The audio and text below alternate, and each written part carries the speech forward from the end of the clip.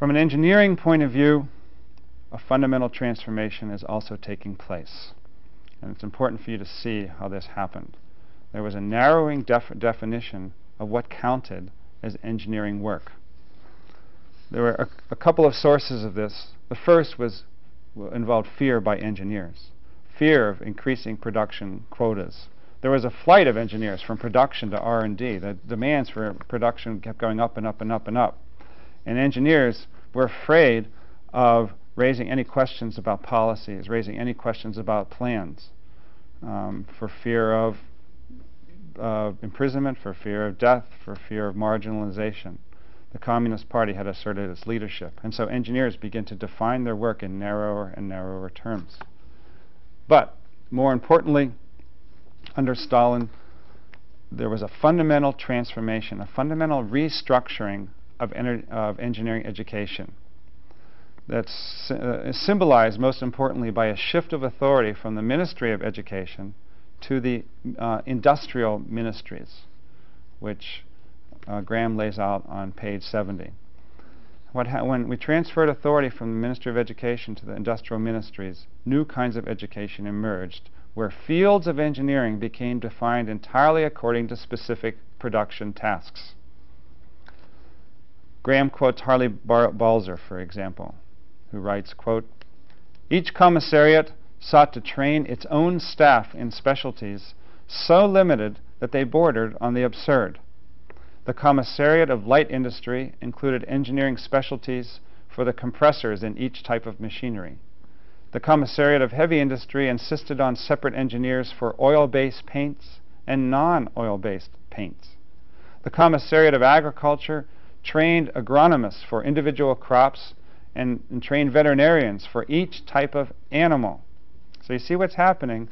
The industry is saying we need workers, engineering workers in specific areas, but not in ways that will challenge the power of the Communist Party. So we train engineers, and we just start to define engineers according to the specific tasks that they will use on the job.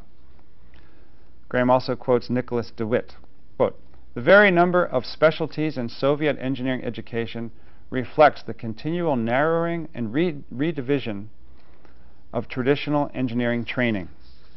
Thus, mechanical engineering is broken down into several dozen related but perilously narrow specialties such as mechanical engineering in agricultural machinery, mechanical engineering in machine tools, mechanical engineering in casting equipment, in automobiles, in tractors, and in aircraft engines.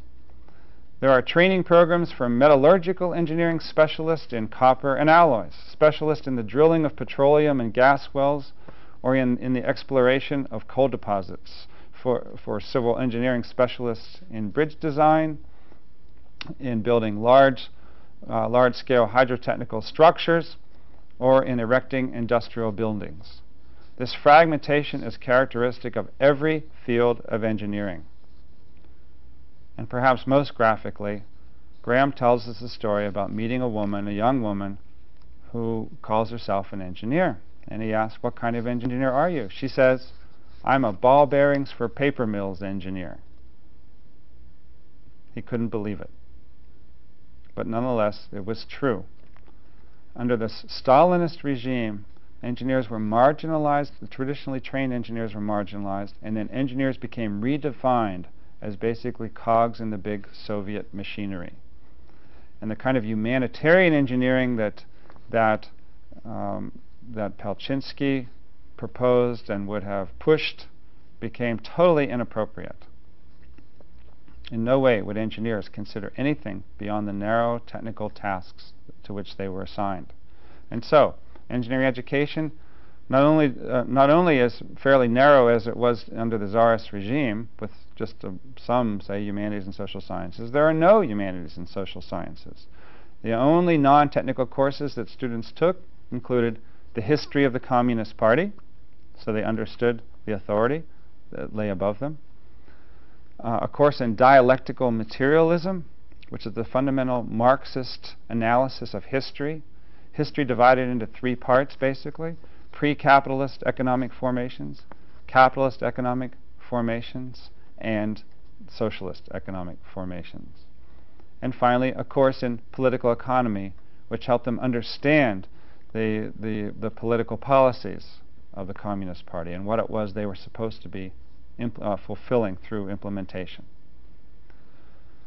By 1959, the Soviet Union had only 40 universities, but it had 656 specialized institutes.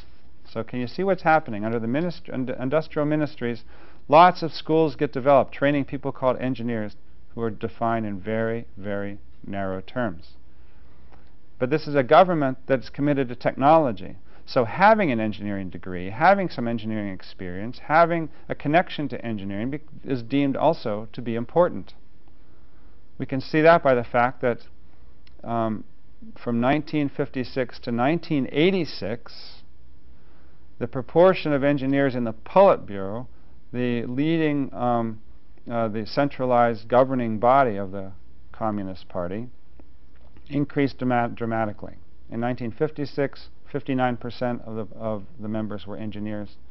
By 1986, 89% of the members were engineers. So we have then basically a country that becomes run by engineers. In a funny sort of way, the engineers' arguments of the 20s becomes fulfilled, but not in the image that those engineers carried.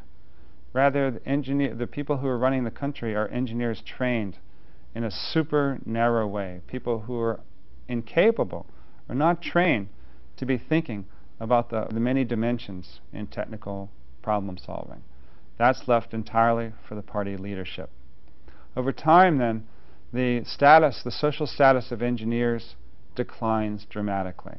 The wages for engineers decline dramatically. And later, in a post-Soviet period, engineers suffer serious unemployment because they're trained for specific tasks, and when those tasks are not available, there's nothing else they can do.